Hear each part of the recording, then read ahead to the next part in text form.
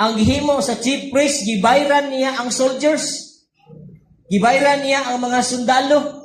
Nganuman, aron maghimo og fabricated nga istorya, fake nga balita dito sa tibuok community aron pagsulti kanila nga gikawat ang lawas ni Jesus.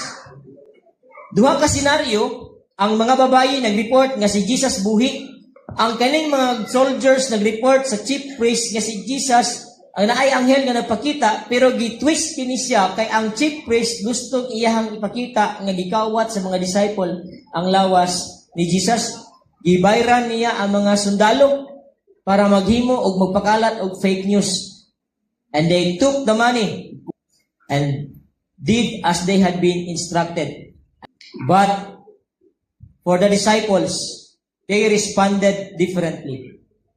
Para sa mga babayi o sa mga disciples nga nagpakita kanila si Jesus, they responded differently sa mga sundalo nga naghimo og dili mao nga mga reports.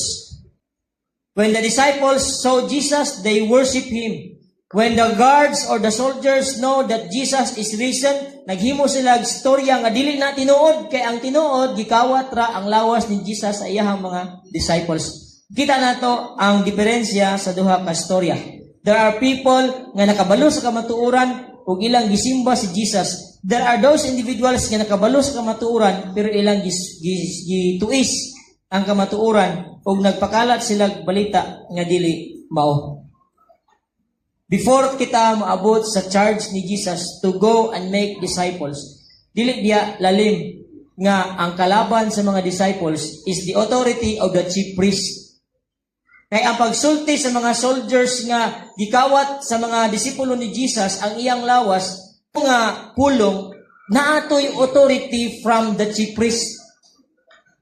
Kung ikaw ang disciple ni Jesus, unsa may atong mahimo nga ang nagsulti pinaka-impluwensyado sa nasod. Samantalang kita karon dinhi 11 ta ka buok plus kaning duha ka babayi, magwalita nga si Jesus nabanhaw. You see, makita nato ang contrast sa duha ka authority, the authority of Jesus and the authority of this chief priest commanding the soldiers nga maghimog storya nga si Jesus wala tinuod nga nabanhaw. Paano sa nimo karon i-prove that Jesus is risen?